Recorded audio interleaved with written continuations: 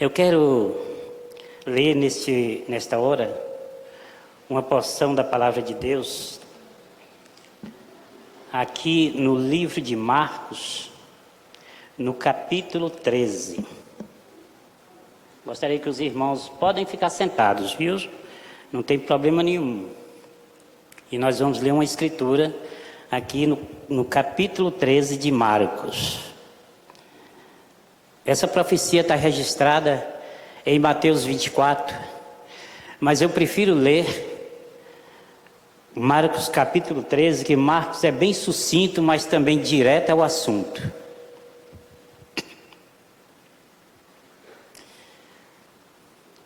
Os irmãos que acharam, diga achei. Muito bem, beleza. Vamos lá.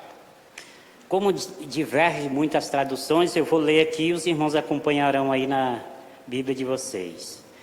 Ao sair Jesus do templo, disse-lhe um dos seus discípulos: Mestre, que pedras, que construções. Mas Jesus lhe disse: Vês estas grandes construções? Não ficará pedra sobre pedra que não seja derrubada.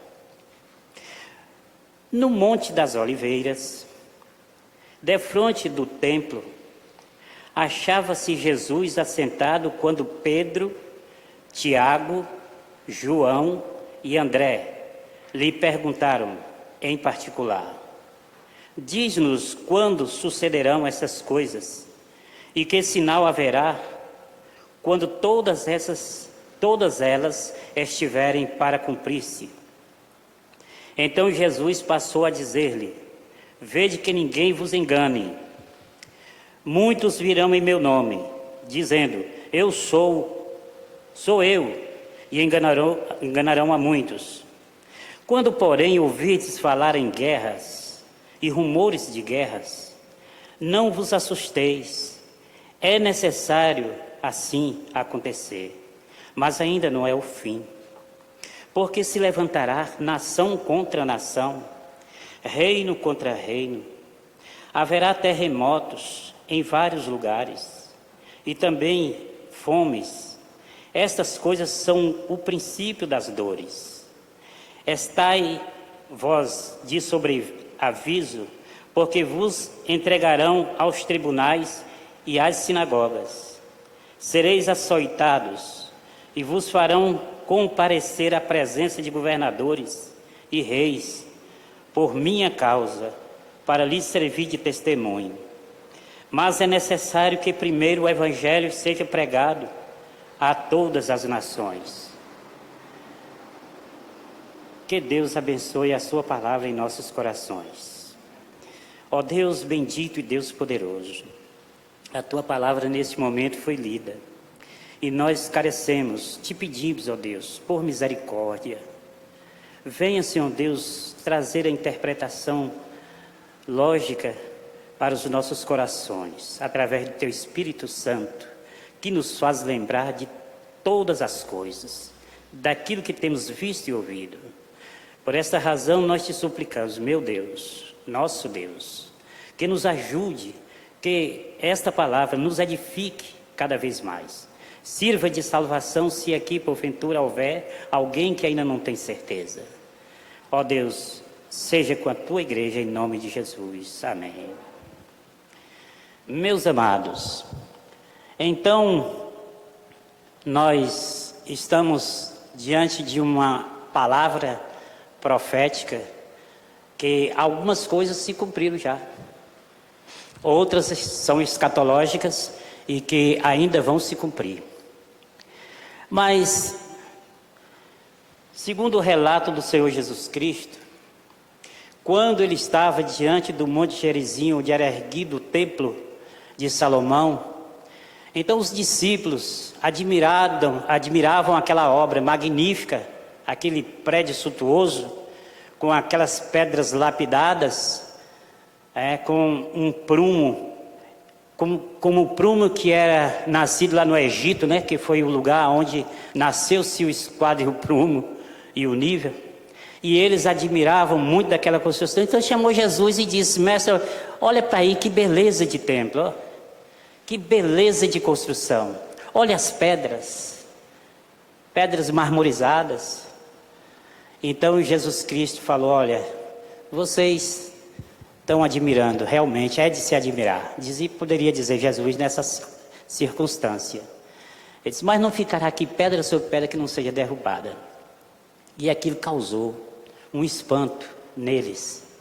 Mas adiante, quando ele encontrava-se no Monte das Oliveiras, para ensinar o povo, então chega lá os quatro, que se fosse nos dias de Paulo, lá seriam os bereanos, né?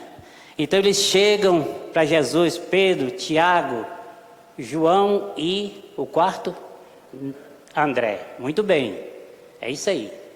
E aí eles disseram: mestre, nos diz quando são essas coisas e que sinal haverá. Olha, eles estavam realmente ansiosos por saber daquelas palavras que Jesus disse: olha, não ficaria pedra sobre pedra que não seja derrubada. Então Jesus começou a traçar para eles. Por isso que eu trouxe aqui, não que seja melhor o livro de Marcos, mas Mateus, ele vai falar sobre essa profecia, ele vai falar sobre os fins do tempo, mas ele vai incluir lá dentro aquela profecia de Daniel no capítulo 9. Então, para não discorrer todas essas coisas, até porque o tempo não dá, nós falamos sobre o que Marcos escreveu. E Marcos escreveu sucinto, direto, de uma forma maravilhosa para o entendimento dos leitores que hoje são os contemplados aqui neste lugar, né? Meus amados irmãos, então o que acontece? Ele falou algumas coisas que já aconteceu. Jesus falou alguma coisa que aconteceu. Note que no texto ele fala em terremotos. Aí na minha mente, quando eu li o texto, lembrei de algumas coisas, anotei aqui para não esquecer. Veja bem, explodiu um vulcão, veio em erupção lá na Colômbia, e quase acaba a cidade de Armeiro, em Lama. Os irmãos se lembram disso? Está muito longe não. Isso foi em novembro, um dia eu não sei, mas em novembro de 1985. A cidade de Armeiro quase sai do mapa, por causa desse vulcão. A cidade ficou terrivelmente acabada. Mas eu anotei também aqui um terremoto que abala a cidade do México. Ali, Jalisco, Puebla, Guadalajara, uma porção de cidades teve o tremor. Mas a cidade do México foi quem mais sofreu. Foi no dia 19 de setembro de 2017. Centenas de pessoas ali ficaram sem teto para morar. Foi terrível. Notei também aqui que em 2010, lá no Haiti, teve uma catástrofe natural. E nessa ocasião, cerca de 316 mil pessoas morreram. E 14% daquela população lá do Haiti ficaram desoladas, sem teto, sem moradia. Os irmãos se lembram que pouco tempo, tem 10 anos, no Japão, 12 de maio de 2011, aquele tsunami que invadiu a cidade, que levava carro, barraco, prédio, tudo, foram centenas de mortes. 2011, está pouco tempo, mas ainda tem coisas mais próximas, né? A catástrofe ambiental no Brasil, eu só vou lembrar para os irmãos aqui, essa barragem que explodiu em Brumadinho, foi? Brumadinho? Hein? Brumadinho e Mariana. Então, eu não tenho aqui a quantidade de pessoas que perderam a vida ali, eu não tenho. Eu só sei que ela aconteceu no dia 19/11/2015. Foi terrível. Agora eu vou falar de uma pandemia. Uma pandemia que aconteceu na Espanha. A gripe espanhola. Naquela ocasião, vitimaram 50 milhões de pessoas. Aconteceu no ano de 1918 a 1919, então 2 anos de pandemia. Mas eu vou lembrar também aos irmãos, talvez alguns que não se lembram, mas eu me lembro porque nessa ocasião eu perdi uma irmã, que foi a gripe asiática. Ela nasceu na Ásia, mas ela chegou até o Brasil. Em 1957 eu só tinha 6 anos de idade. E minha irmã tinha 4 anos e 6 meses. E ela foi cometida com essa gripe ou febre asiática. E ela faleceu. Eu fiquei. Fomos contaminados ali, mas Deus, pela misericórdia, nos sustentou. E pela misericórdia levou minha irmã, que está no seio de Abraão, para a glória de Deus. Isso foi em 1957 e ela durou até 1958. Aí, eu brincando com o Lúcio, né, falando, ela disse assim, eu nasci nesse ano, eu falei, você estava livre. Eu tinha nascido, né, eu não sei o mês parece que foi setembro, mas eu não sei quando foi que terminou essa gripe asiática. Meus irmãos, Jesus, quando ele andou nessa terra, ele disse aos seus discípulos, pegou os seus discípulos, aqueles 12, depois aqueles 70, aqueles 120. Eu sei que ele sempre estava no Monte das Oliveiras, sempre ele estava ali falando das bem-aventuranças, falando do que eles deveriam fazer, ensinando, dando instruções. E ele disse, olha, deixa eu falar para vocês, no mundo tereis aflições. Como Jesus é bom, como Jesus é maravilhoso. Tem gente que anda negando isso, tem igrejas por aí, pastores por aí, missionários por aí, que andam pregando ao contrário dessas coisas. Mas Jesus, no mundo tereis aflições. Agora ele continuou dizendo, mas tem de bom ânimo, não se esmoreça, não baixe a cabeça. Eu me lembro quando eu falo essas coisas assim, eu me lembro de um programa que tinha lá na Rádio Sociedade, e Nilton Moura Costa, o radialista naquela época, ele tinha um programa com, levante a cabeça, não esmoreça, o homem de cabeça baixa é um homem derrotado. E isto é verdade, ele falava aquilo no rádio, mas isso é verdade aqui, a gente não pode, olha, foi que Deus disse a Josué lá de cabeça baixa, já tinha recebido de Deus a incumbência de seguir com o povo até a entrada lá na cidade de Canaã. E ele cabisbaixo, pensativo, até que um dia ele estava de mão na testa e pensativo, e chega aquele homem vestido de soldado com a espada desembainhada na mão, e quando ele ergue a cabeça e que olha aquele homem, então ele fica assustado e pergunta, és tu um dos nossos ou um dos inimigos?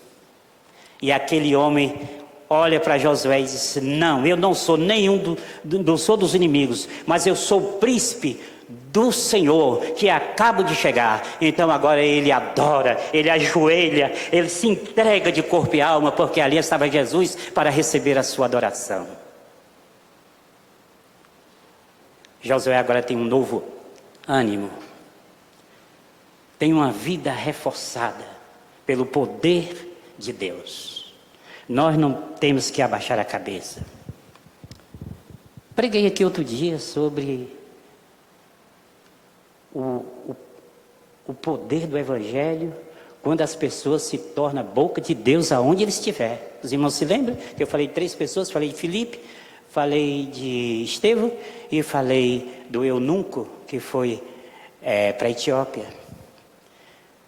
Aquela perseguição terrível, implacável de Saulo de Tarso não foi suficiente para parar o fogo que ardia no coração de Filipe para pregar o Evangelho do Senhor Deus. Então, meus irmãos amados, o Evangelho já existia desde quando Jesus morreu na cruz para nos salvar. E em 1918, aquela pandemia não foi suficiente para parar os cristãos para pregar o Evangelho que chegou até nós.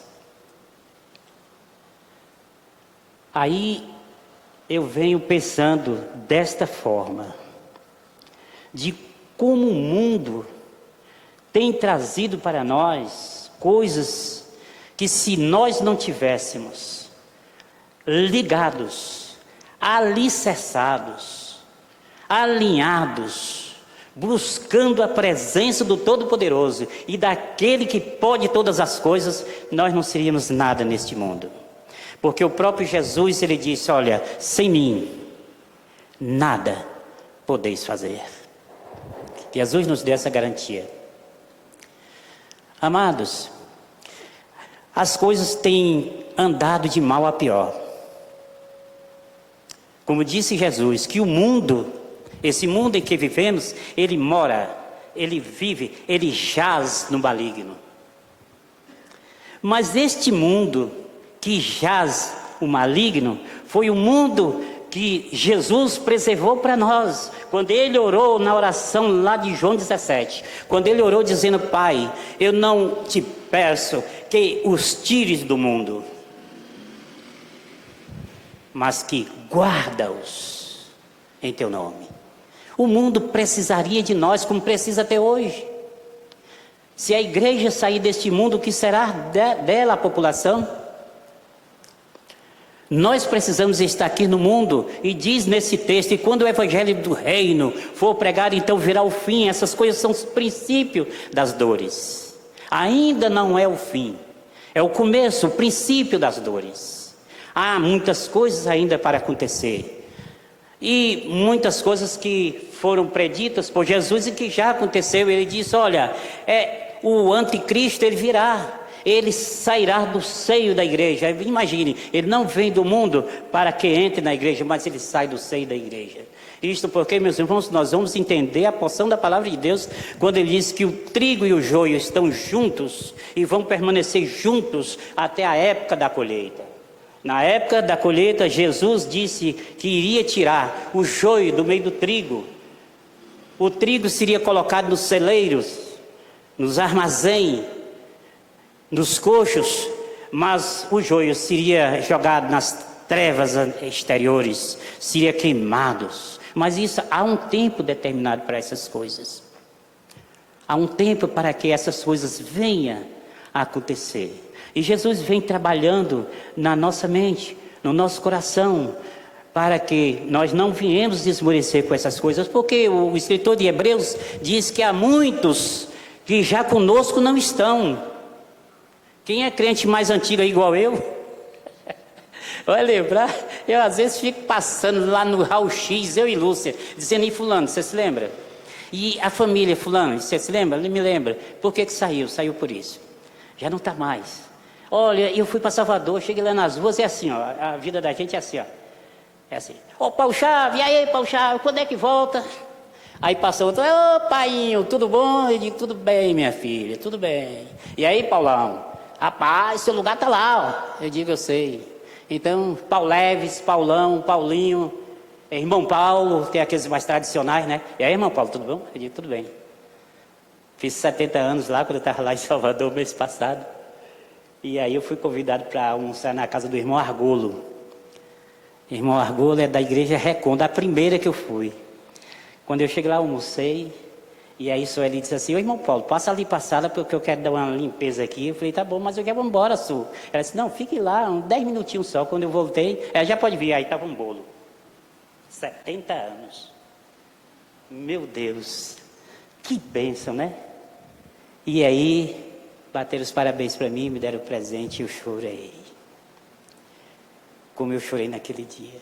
Eu falei: eu estou longe de minha mulher, de minha filha, de meus 2 netinhos, tá com a gente. Meus irmãos lá de Vitória da Conquista, mas Deus me deu irmãos aqui também. Mas antes desse almoço, eu peguei uma enxada e comecei a limpar o capim do quintal, do portão para fora, para a linha do trem. E quando eu estou limpando ali, chegaram 3 mulheres. Eu olhei assim, elas vinham 3 mulheres. Aí logo, tudo de máscara, eu disse: mas ele trabalha até hoje. Paulinho, como você está? Fui olhar Marion. Marion estava com a irmã, Mariela. Mariela e a filha de Marion, que eu não sei o nome. Aí me abraçaram. Eu falei: minha filha, eu estou tão suado. Ela disse: mas você continua o mesmo. Eu falei: é para a glória de Deus. tirei umas fotos, limpando o capim. Mas aquilo me dava uma alegria, porque Lúcia foi orientadora delas, Sociedade de Moças. E eu era o diácono que cuidava delas, que pagava a luz, que pagava a água, que ajudava. Como aquilo me trouxe uma alegria. Em plena pandemia, meu Deus, nem tudo está acabado.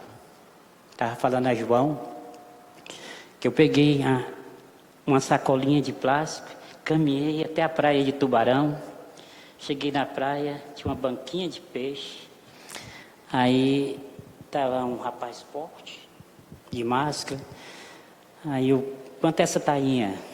R$15. E o peixe galo? R$15. E a cavala? 25. Tá bom. Aí esperei terminar lá. Aí aquele rapaz forte disse assim: não vende ele não, que ele quer comprar para comer. Quando eu olhei, um pastor Gessé, ele é até, acho que é o contador daqui da igreja, pastor Gessé Rego. Aí eu falei: ô pastor, tudo bem? Eu disse: tudo bem, meu diácono, vai pregar lá na nossa igreja, terça-feira. Falei: tá bom, beleza. Então, muitas vezes, como Jesus disse, nesse mundo tereis aflições. Foi Jesus quem disse, mas tende bom ânimo, porque eu venci, vós vencereis. Então, muitas vezes nós nos encontramos cheio de medo, cheio de terror. Essa doença que está batendo demais aí, que é o desânimo, tem um nome aí, que eu me esqueço, depressão. Tem matado muita gente.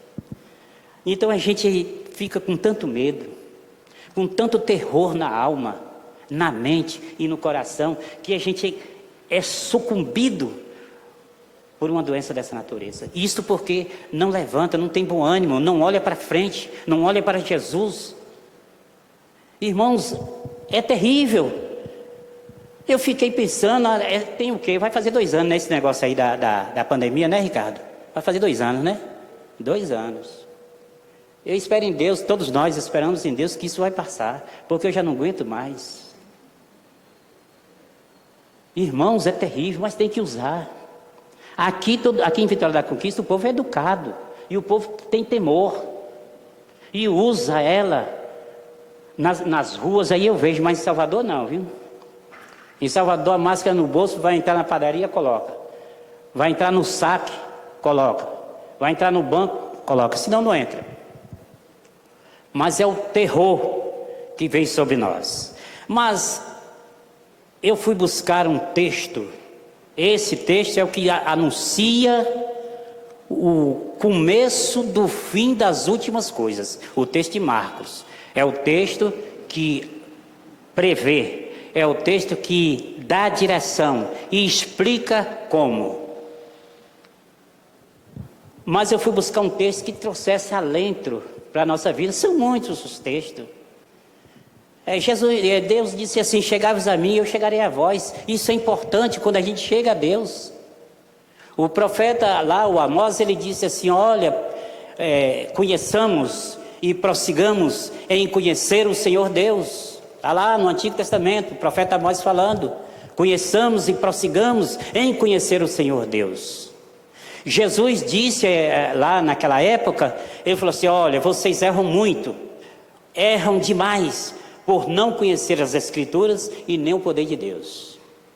Aí faz uma alusão a outra palavra, ele diz: olha, vocês, se fosse na linguagem de hoje eu penso, vocês que examinam tanto as Escrituras, mas não cuida ter nela a vida eterna, porque são elas que de mim testificam.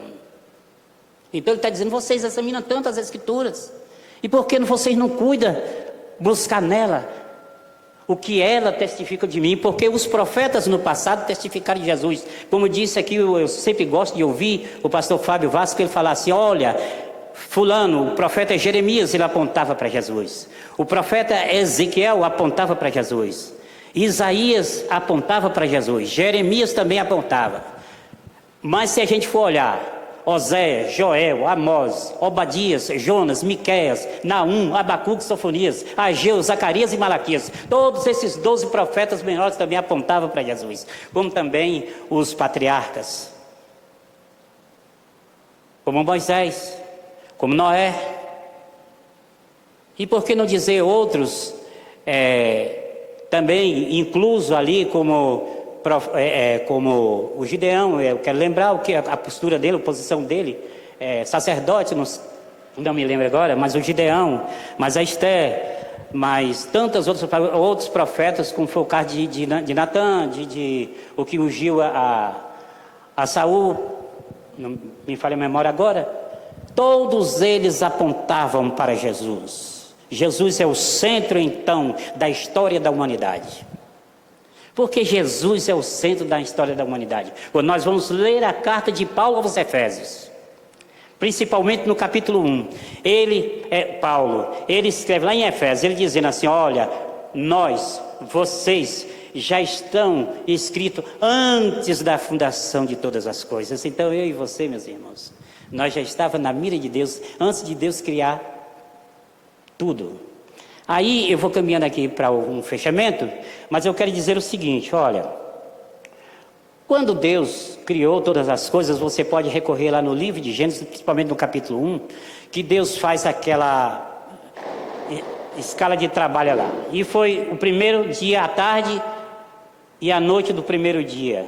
E assim no segundo dia, no terceiro dia, no quarto dia, no quinto dia e no sexto dia. No sétimo ele descansa.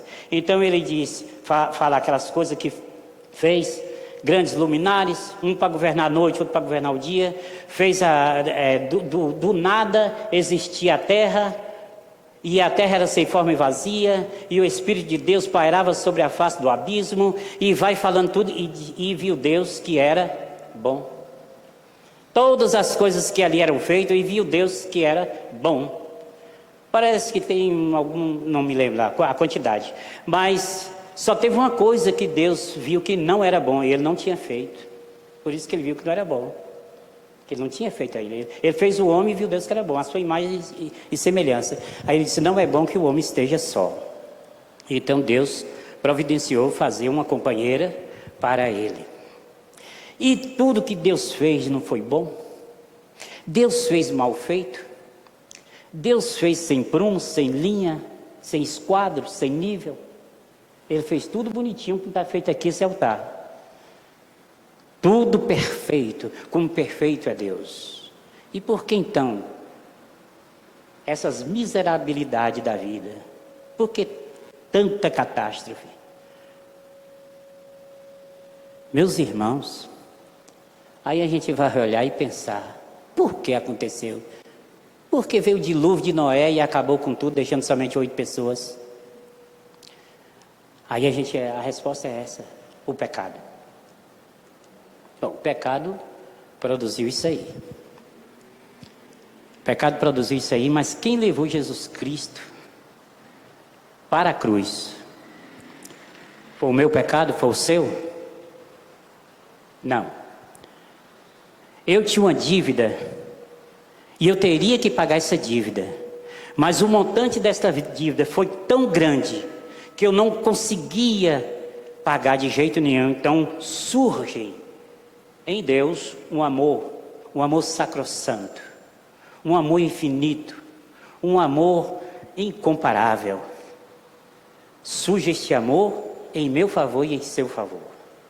Então Deus agora pega o filho dele: vem cá, meu filho, você é tudo de maravilhoso que eu tenho, eu só tenho você, mas você vai fazer o que eu estou lhe mandando, vai morrer pelos pecados da humanidade, porque eles não podem pagar. Então quem vai pagar sou eu, com o amor que eu tenho por eles. Eu vou entregar o de melhor que eu tenho, que é você.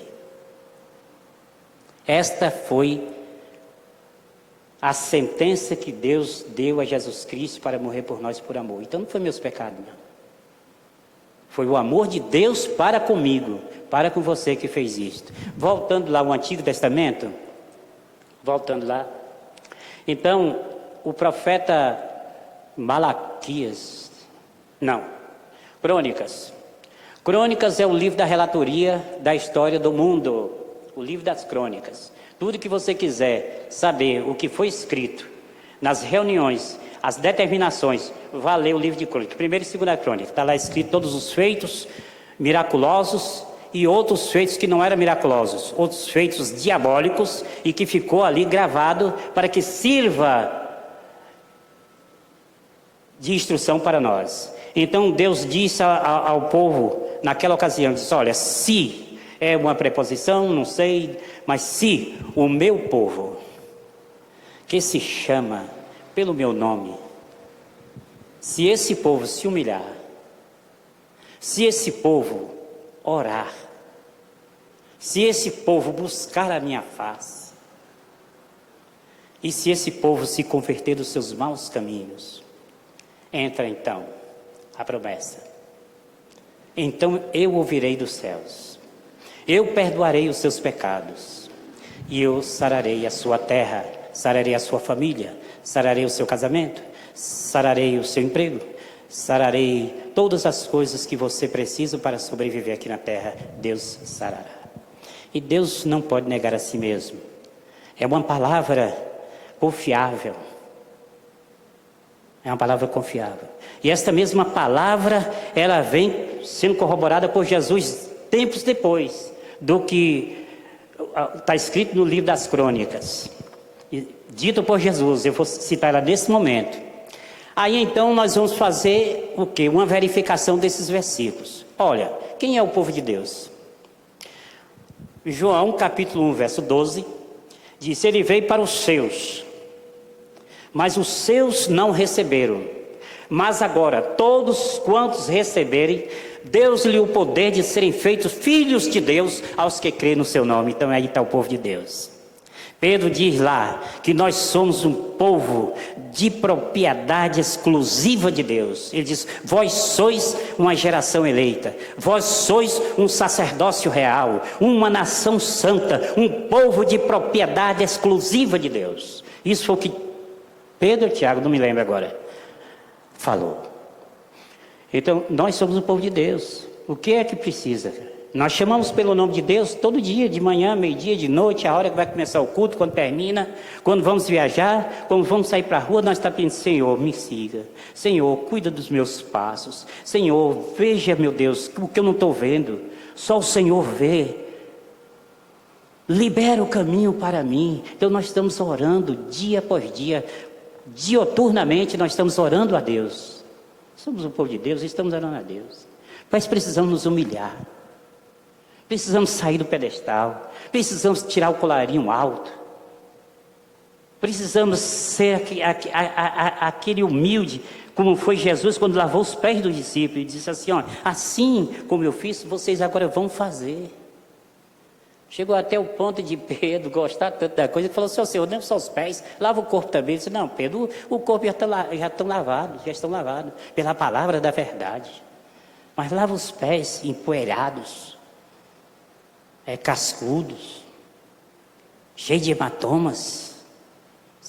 Será que nós somos capazes disso, de pegar um pé estragado, terrivelmente podre, e mandar, gente, bora, vem cá. Senta aqui nessa carteira, senta aqui. Peraí, viu?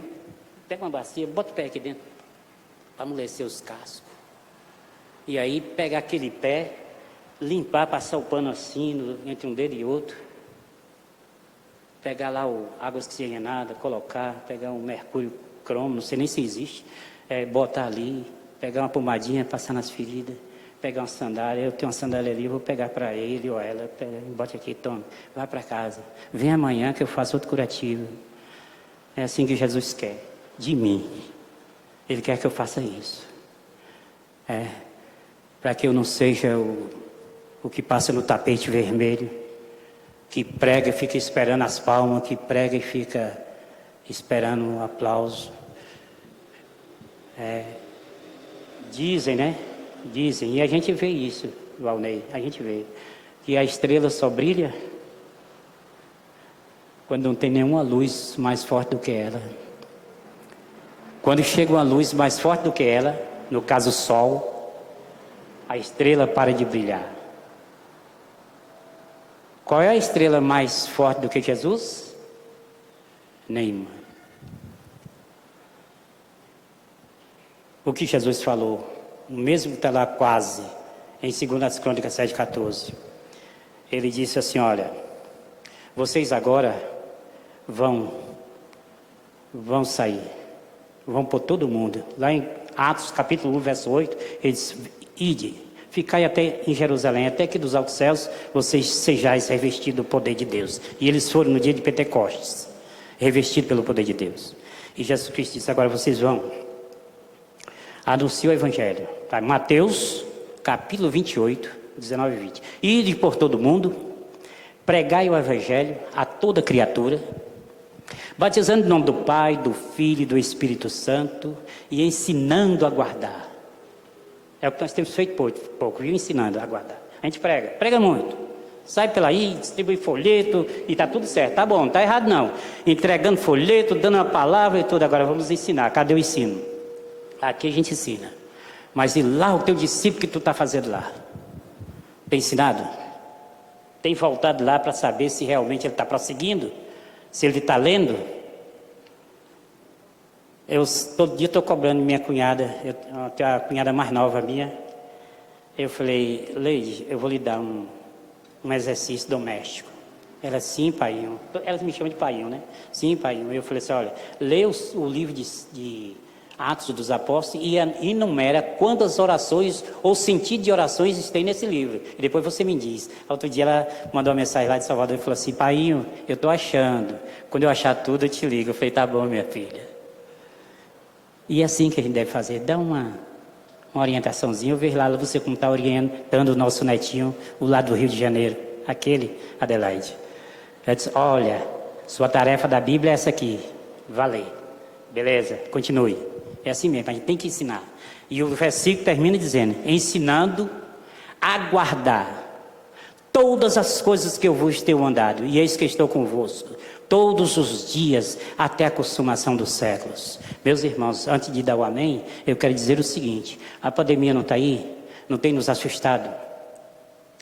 Dia após dia tem nos assustado. Mas Jesus está conosco todos os dias. Vamos lembrar disso. Jesus está conosco todos os dias. Eu não tenho que sair para a rua para fazer qualquer coisa, não. Assim, ficar, eu vou ali no shopping, eu vou ali, eu vou ali. Fazer o quê, pelo amor de Deus? Gastar dinheiro. A única coisa que a gente vai fazer na rua é gastar dinheiro. Agora, se for para mim sair, vai visitar alguém, vou. Paulo, faltou tomate, vai ali comprar, vou. Paulo, olha, preciso ir pagar a luz, vou. Entro lá na fila, estou na rua tranquilo e sereno. Mas eu não posso estar na rua para qualquer coisa que não seja de utilidade, de prioridade na nossa vida. Isso é desafiar o inimigo. Então, as coisas ficaram do jeito que ficou, mas não vai demorar muito tempo, porque Jesus disse que quando acaba uma vem a outra. Eu fico imaginando, em 1918 a 19, morrer tanta gente, rapaz. Milhares e milhares de pessoas morreram por causa daquilo. Passou 2 anos, passou. Essa daí já está passando, né? Está passando, mas ainda é de ser respeitado, viu? Ainda é de ser respeitado. Aí o que acontece? Esta pandemia, ela não é o suficiente para nos tirar da presença de Deus e de continuar trabalhando para Deus e pregando o Evangelho da graça, que é o que nós estamos pregando, o Evangelho da graça. A Bíblia fala no Evangelho do Reino, mas este Evangelho do Reino não será pregado por mim nem por você. Então isso aí é uma história para depois, e que nós vamos ver quem vai pregar, segundo as Escrituras Sagradas, Elias e Enoque, que são os que não morreram, que não passou pela morte. Mas isso é um estudo para mais para frente. Gostaria até que um dia o pastor Vasco fizesse isso, eu vou mexer com isso para ver se ele chega junto conosco aí. Mas nós estamos pregando hoje o Evangelho da graça. E a Bíblia diz que quando esse Evangelho do Reino for pregado, então virá o fim. Mas o que mais importa na nossa vida hoje é ter o passaporte pronto, registrado, atual para a grande viagem que iremos fazer. Seja por pandemia, seja por que for, o importante é o passaporte que está conosco, do nosso poder, na nossa mão. Finalizo contando uma bênção que Deus nos presenteou nessa semana. Eu peço permissão à igreja para contar essa bênção. A bênção é pessoal, mas com isso eu só quero que os irmãos que oraram, alguns irmãos aqui orou por nós nesta causa. Inclusive, Mariana. Mariana, não é o nome do marido dela? Ricardo foi meu parceiro de oração nisso aí. Meus irmãos, eu saí daqui com o propósito de fazer o que eu fiz para meu cunhado, que foi uma cobertura numa casa, no 3º andar. Eu nessa idade, mas consegui fazer para a honra e glória do Senhor. Mas enquanto isto, eu estava resolvendo um problema lá em casa. Terrivelmente, um buraco sem fim. Apareceu 2 recibos, depois completou o 3º recibo já consertado da Embasa, que chegou na quantia de R$ 4.800. E eu falei, meu Deus, o que eu vou fazer? R$ 4.800. São 4 meses de salário meu. Falei, agora eu vou fazer o quê? E eu marquei lá no saque, agendei, porque lá em Salvador tudo é difícil. Aqui não, aqui é maravilha. Aí eu fui, cheguei lá, eu falei com a moça. Ela disse, olha, o senhor tem que escrever uma carta para a Embasa. Eu falei, então escreve aí no seu computador. Ela disse, não, o senhor. Eu falei, minha irmã, eu não sei escrever direito, não. Ela disse, eu não posso fazer nada para o senhor. Eu falei, tá bom. Aí eu peguei e botei lá, pedindo que a Embasa fosse fazer uma revisão, lá e tal, e tal, e tal. Aí esperei quase 25 dias. Aí a Embasa devolveu, dizendo que o que passou pelo relógio, eu tinha que pagar. Foi contado. Aí eu entristeci. Depois eu falei assim, Senhor, vá na minha frente. Não te ordeno, mas eu te peço. Me ajude, me dê palavras, toque no coração desse povo. Eu não tenho condição de fazer isso. Fui, cheguei lá. Aí a moça falou assim, olha, o senhor tem que fazer outra carta. Eu falei, mas eu não já fiz uma? Ela disse, mas a Embasa não aceitou. Ele disse que o que passou pelo relógio o senhor tem que pagar. Agora faça outra para diminuir. Eu falei, aí me dê a caneta. E aí eu peguei, meus irmãos, eu confesso para os irmãos aqui, quando eu estava escrevendo, eu não achava os termos legais para colocar, até porque eu não tenho conhecimento disto, mas eu coloquei assim, olha, eu peço a vocês que rever meu processo e que usa misericórdia, só Deus, né? Eu falei, mas usa de misericórdia para comigo. Eu sou um homem de 70 anos, que tem uma família lá em Vitória da Conquista, e que estou aqui em Salvador sozinho, e que ganho R$ 1.200, e que não tenho condições nenhuma de pagar isto. A única condição que eu tenho, eu vou escrever para vocês, e escrever, eu posso dar R$ 200 de entrada, e posso pagar R$ 50 por mês, o que ia demorar os anos, a mim... Está entendendo? Um abraço. Era o que eu podia fazer. E enviei. Passou mais quase um mês. Aí depois eu ligando, a moça disse assim ao seu Paulo, olha, o senhor fez as cartas muito bem redigidas, está muito bom, o conselho lá e tal, foi falando, eles estão estudando o seu pedido. Aí eu falei, mas minha irmã, eu estou aqui em Salvador, preciso ir embora. Ela disse assim, esse telefone é do senhor? Eu falei, 77, eu falei, Então vai embora, vai para a Conquista, a Embasa vai ligar para o senhor. Eu falei, tá bom, vim. Cheguei aí, estou esperando a Embasa ligar, que ligar, coisa nenhuma. Aí eu liguei, falei, ô moça, a Embasa não ligou até hoje. Ela disse, olha, aí em Vitória da Conquista, no comércio tem um saque. O senhor vai no saque, o senhor entra lá no setor da Embasa, porque a negociação está feita, o senhor vai lá só assinar. Eu falei, que bom. Ao riso. Cheguei sexta-feira agora. Entrei. E aí, rapaz, toma esperar. E a moça disse, olha, aguarde mais um pouquinho, porque eu vou atender aqui, enquanto o pessoal de Salvador me responde aqui. Eu digo, tá bom. Aí o gerente chega. E o gerente veio sentado lá. Tá?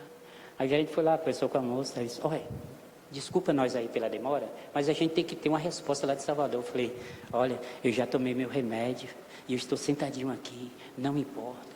O que importa é o final feliz que a gente vai ter, né? Ela disse, vai sim. Aí eu continuei sentadinho lá, daqui a pouco ela, seu Paulo, faz favor. Aí eu fui. Quando eu cheguei lá, disse, olha, o senhor mandou uma carta para a Embasa dizendo que só podia dar R$200 de entrada. Eu falei, foi. E que só podia pagar R$50 por mês. Eu falei, foi. É assim, então, o senhor vai dar os R$200 de entrada e vai pagar 8 prestações de R$57. Irmãos, eu segurei. Eu segurei aqui. Ela, está certo, seu Paulo? Eu falei, minha irmã, Deus lhe abençoe. Muito obrigado. Aí ela me deu os papéis, eu assinei, eu falei, um bom dia para a senhora. E virei para o gerente, um bom dia para o senhor. Cheguei lá fora ali, nas cadeiras eu sentei, e aí agora eu chorei. Agradecendo a Deus, porque eu não sou merecedor de nada do Senhor. Mas Deus contemplou a lisura do meu coração e da minha mente. E ainda citei para a Embasa, o assunto foi um vazamento, eu descobri no chão e já está consertado. Então não omiti nada. E Deus foi misericordioso comigo, que de R$4.800 eu só paguei, vou pagar 641. Glória a Deus. Meus amados, obrigado por me aturar até agora e por ouvir essa gratidão, mas é uma gratidão e eu não posso esconder isso dos irmãos de maneira nenhuma, para mostrar quão maravilhoso é o Senhor Deus em nossas vidas. Nos mínimos detalhes, Deus está presente, como nos grandes detalhes, Deus está presente. Então eu sou mais do que grato a Deus, pela misericórdia de Deus sobre este servo, que não merece nada de Deus, mas que Deus nos abençoe, irmãos. Passa a palavra à irmã Juliana.